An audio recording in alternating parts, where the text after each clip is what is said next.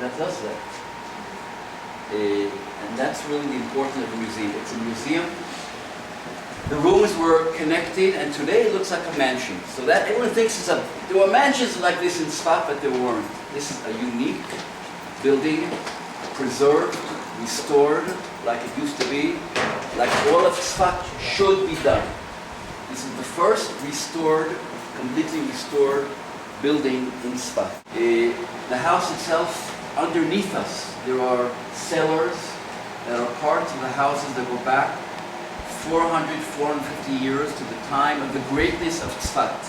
In the 16th century, the time of the great Rabbi Ha'ari, Rabbi Yitzhak Luria. 16th century was the glorious time of Tzfat. That's when Tzfat, listen, the people of Tzfat don't believe me when I tell them this. I'm going to tell you this now. Israelis don't know this. Tzfat was once, 500 years ago, the biggest city in Palestine then. Okay, the people of Tzfat don't believe me when I tell them. We're a small town today. Israelis don't know this.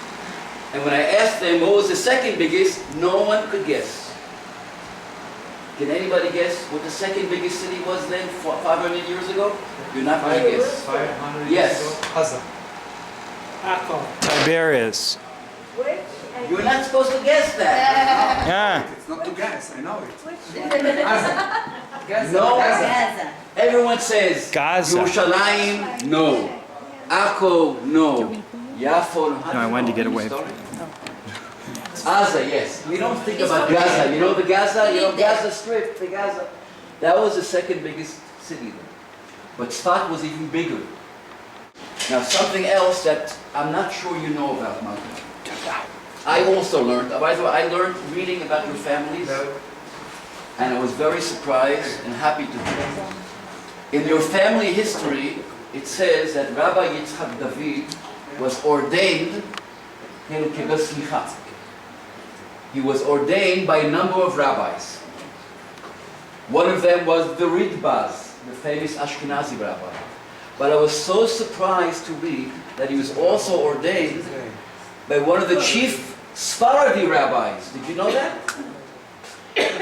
And it says in the Pri-Eitz Hadar book that your father wrote, it says he was ordained also by Harav Shlomo Elfandari, who was a Sephardi rabbi.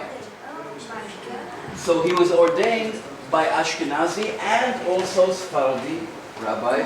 But the surprise is that he lived here, on top up here, for a number of years. He lived in this house. The rabbi, one of the rabbis who ordained your father. Wow. Okay, I didn't know that. You didn't know that either. Wow, wow. Was it unusual says that. to be ordained by both Sephardi and Yes. Ashkenazi? Yes. So that was very unusual. That's Wow. right. So I read this. Now it is impossible. This is Impossible. Now it is You could not do that now. Okay, this is said. This is written in the Pri-Eitz Hadar. Go ahead and film. Keep filming. Okay. I gotta get something. His name was Rabbi Elfandari. Elfandari. He was an old, famous rabbi who came to Tzfat. But Jody says he lived here for a number of years. And it's very interesting. I don't know how, usually you have the Ashkenazi rabbis being ordained by their teachers and rabbis. And it seems that your father had a way with all parts of the community here. And that's interesting also. But he lived here in this... And that was in my father's book. Yes, Yeah, it yeah. says that in the Pri-Eitz In the Hadar. preface, in the Pri-Eitz Hadar, it's a lot of... יש שם הרבה דברים, מאוד חשובים בספר הזה. אני שמעתי על זה, עוד בחוץ לארץ, אני זוכר.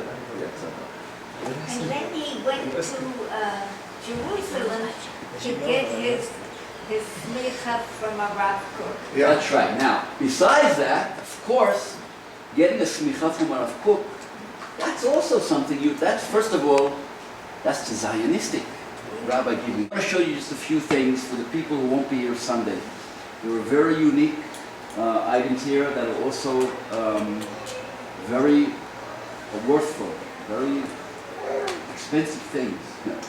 This is original. They're original artifacts here that are here. I'm even thinking of the fact what's it doing here if it's original? Maybe it should be a replica. There are original artifacts, and the paintings here are also unique. This painting especially, everyone can see it from here, is a painting of elders in Tzfat in the First World War, which was the toughest time in Tzfat. That's when most of our fathers and grandfathers left. My grandfather, your father, any Ashkenazi family, or any family who was able to get out, take the children out, did it to save them because of famine, hunger, and typhus. But my father left because he would have had to fight And the with Turkish army. army. You're right, okay. Your father went in hiding to Jerusalem for 7 months. He hid away from Turkish army, from the inscriptions, כן? הוא התחבא מהגיוס לצבא הטורקי בירושלים 7 חודשים. And only then went to America. Many went to America, many went to Brazil, right? You also, the Chobits family, I think, part went to Brazil. Nachon, to Brazil. Wherever you go, all over the world, Yeah, there's a you can find parts of your families in Australia, Brazil. They went to Cairo. Parts of my family went to Cairo, all over the world. Australia, Perth, in Australia, you can find, I think, a whole community of people from Tzfat. So we're all over the world. This is one of the only museums in the land of Israel that shows exactly the way Jews lived in Israel 100 years ago. Most museums are archaeology, or I work in Israel. When you go to the Israel Museum, you can't see this. Okay.